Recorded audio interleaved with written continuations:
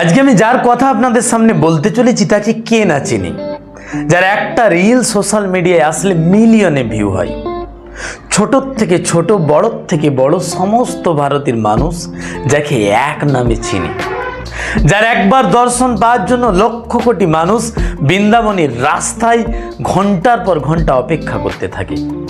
বিরাট কোহলি, অনুষ্কা শর্মার মতো সেলিব্রিটিরা যার কাছে তিনবার ছুটে গেছেন শুধু একটু অন্তরের শান্তির জন্য। महर्षि, वो पिछली बार आए थे विराट कोहली जी और अनुष्का जी जो क्रिकेट में होते, तो वो आपका सत्संग सुनते हैं। রিসেন্টলি শিল্পা শেট্টি সপরিবারে যার কাছে হাজির হয়েছিলেন আশীর্বাদ নেওয়ার জন্য। হাজারো রাজনেতা থেকে শুরু করে বলিউড টলিউডের সুপারস্টাররা জিনার একবার দর্শনের জন্য অধীর আগ্রহী থাকেন।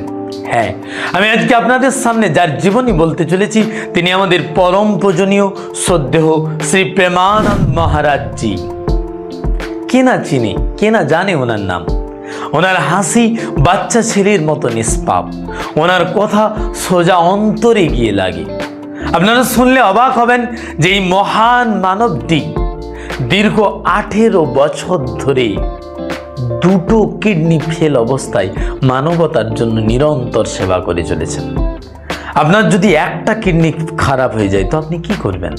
ডাক্তার আপনাকে সচেতন করবে যে অপর কিডনি খারাপ হওয়ার আগে আপনি যদি পান তো একটা কিডনির ব্যবস্থা করুন, নাহলে দুটো কিডনি আপনার ফেল হলে আপনার মৃত্যুর আশঙ্কা রয়েছে। কিন্তু এই মানুষটি কোন দৈব্য বলে 19 বছর ধরে দুটো কিডনি ফেল অবস্থায় নিরন্তরভাবে মানবতার সেবা করে চলেছেন। হ্যাঁ, আমি ঠিকই বলছি, উনি কোনো সনাতন হিন্দু ধর্মের শুধুমাত্র সাধক নন, উনি মানবতার সম্পদ। কারণ ওনার মুখ থেকে আসে মানুষ হয়ে মানুষকে ভালোবাসার বাণী। উনি মানুষকে ভালোবাসতে বলেন। আর অবাক হবেন এটা জানলে যে ভারতবর্ষের 0.00001% তো মানুষ নাই এরকম যে ওনাকে ঘৃণা করে। बाबा आप ना मुझे अच्छे लगते हैं। अच्छा, ये बाल अच्छे लगते हैं कि गाल अच्छे लगते हैं, क्या अच्छा लगता है? आप ही अच्छे लगते हैं। अच्छा, চাই সে যেই ধর্মেরই হোক, যেই বর্ণেরই হোক, যেই কাস্টেরই হোক, যে কোনো গোত্রের হোক, সমস্ত মানুষ ওনাকে এক নামে ভালোবাসেন। संसार में जिससे प्यार करोगे वो तुम्हें अंत में रुलाएगा जरूर। हम पक्की बात कहते हैं, अंत में तुम्हें रुलाएगा, परिणाम ये देगा। अगर भगवान से प्यार करोगे तो अंत में मुस्कुराते हुए जाओगे। কারণ ওনার কথাগুলোই ভালোবাসার, ওনার মুখ থেকে শুধু ভালোবাসার মুক্ত ঝরে। তো কে এই প্রেমানন্দ মহারাজ জি? আসুন শুনি ওনার সম্পর্কে কিছু অজানা তথ্য। ওনার জন্ম হয় উত্তরপ্রদেশের কানপুরে 1969 খ্রিস্টাব্দের 30 মার্চ। একটি ছোট্ট ব্রাহ্মণ পরিবারে ওনার জন্ম। বাবা এবং মা শুরু থেকে ধার্মিক, সেই কারণে ওনার খেলার সঙ্গী ছিল ভগবত গীতা। গীতার শ্লোক পড়তে পড়তে একসময় ওনার মনে জাগে যে তিনি ভগবত প্রাপ্তি হবেন, অর্থাৎ ঈশ্বরের সান্নিধ্য লাভ করবেন। সেই কারণে উনি বাবার কাছে অনুমতি চান যে উনি সংসার ধর্ম ত্যাগ করে সন্ন্যাস ধর্ম গ্রহণ করবেন। বাবা বলেন, হ্যাঁ রে বাবা, তুই সংসারে দেখেছিস কি, এই মাত্র 13 বছর বয়স। বাবা অনুমতি দেননি দেখে একদিন রাতের অন্ধকারে ভোর 3টে নাগাদ উনি ঘর ছাড়েন। গঙ্গার তীরে গিয়ে হাজির হয়।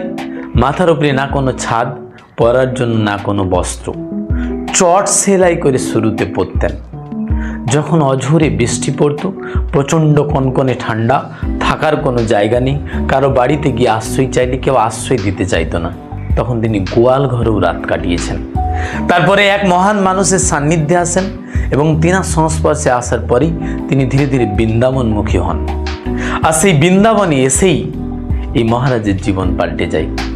তারপরেই তিনি প্রতিজ্ঞা করেন যে আমৃত্যু তিনি বৃন্দাবন ছাড়বেন না, কারণ তিনি রাধা কৃষ্ণের ভক্ত।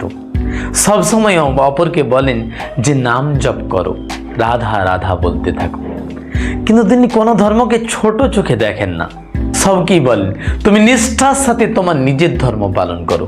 তুমি মুসলিম হলে আল্লাহর নাম ডাকো, তুমি খ্রিস্টান হলে জেসাস খ্রাইস্টের নাম জপ করো, তুমি বৌদ্ধ হলে গৌতম বুদ্ধকে ডাকো, এবং তুমি যে ধর্মেরই হও না কেন তুমি তোমার ঠাকুর দেবতা ঈশ্বর আল্লাহকে ডাকতে থাকো, কোনো বাধা নেই। শুধু একটা কাজ নিষ্ঠার সাথে করতে থাকো, যেটা তোমার কর্ম। তোমার কর্মকে তুমি সাধনা ভেবে নাও। আর যদি তুমি তোমার কর্মকে তোমার সাধনা মনে করে করো, তাহলেই তুমি ঈশ্বরের সান্নিধ্য পেয়ে যাবে।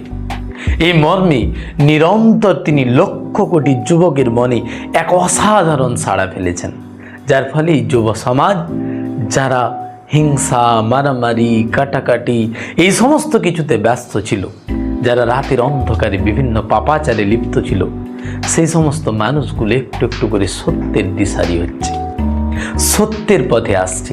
সেই কারণে এই প্রেমানন্দ মহারাজজির যে ছাপ, সেটা আজকে গোটা বিশ্বের দরবারে ছড়িয়ে পড়েছে। ওনার বাণীগুলোকে পৌঁছে দেওয়ার জন্য ওনার শিষ্যরা ওনার একটা ইংলিশে বই ছাপিয়েছেন, স্পিরিচুয়াল অ্যাওয়েকেনিং। সকলেই আমরা চেষ্টা করব ওটা পড়ার। হিন্দিতে ওনার বই ধীরে ধীরে প্রকাশ পাচ্ছে, আমরা যদি পড়ি আমাদের জীবন পাল্টে যাবে। আর সাথে সাথে ওনার যে সমস্ত প্রিয় শিষ্য রয়েছেন, তারা তো ওনার জন্য আমৃত্যু নিজের জীবনকে সঁপে দিয়েছেন। যদিও তারা দুনিয়ার জীবনে সব সফল ব্যক্তি। কেউ ছিলেন পেশায় আর্মি, নবনগরী বাবা, তিনি পেশায় আর্মি ছিলেন। মধু বাবা, তিনি পেশায় ছিলেন একজন প্রফেসর। রিঙ্কু রাজপুত, যিনি পেশায় একজন রেসলার ছিলেন, WWE এর সুপারস্টার। সকলে তাদের এই সফল জীবনকে ছেড়ে এসে ওনার চরণে আশ্রয় নিয়েছেন। তো কিছু তো আছে ওনার চরণে। সেই কিছুটা কি জানেন? সেই কিছুটা হচ্ছে সর্বদা মানুষের সেবায় নিয়োজিত থাকা। ওনার লক্ষ কোটি ভক্ত সর্বদা বলেন যে আমরা আপনাকে কিডনি ডোনেট করতে চাই, কারণ আপনি আমাদের উপর বটগাছের ছায়া স্বরূপ। আপনার আশীর্বাদ থাকলে আমরা ধন্য। কিন্তু उनी বলেন, অপরকে কষ্ট দিয়ে জীবনে বেঁচে থেকে আমি কি করব? আমি চাই অপরের জন্য নিজের জীবনকে সঁপে দিতে। 10-20 साल से किडनी पेन के साथ चल रहे हो। मैं आज कहना चाहता हूँ कि कभी मैं आपके काम आ सकता हूँ, तो आज एक किडनी मेरी आपके नाम। नहीं नहीं नहीं नहीं, तुम स्वस्थ रहो, सुखी रहो, प्रसन्न रहो। मैं भगवान की कृपा से एकदम स्वस्थ हूँ, और जब तक उनका बुलावा नहीं आएगा तब तक ये किडनी हमको ले नहीं जाएगी। তো তাই আমরাও যদি সত্যিকারের ঈশ্বরের সান্নিধ্য পেতে চাই, আমরাও যেন মানুষে মানুষকে ভালোবাসতে পারি। আমরাও যেন রামকৃষ্ণের মতো বিশ্বাস করি যে জীবে প্রেম করে যেই জন, সেই জন সেবিছে ঈশ্বর। ধন্যবাদ।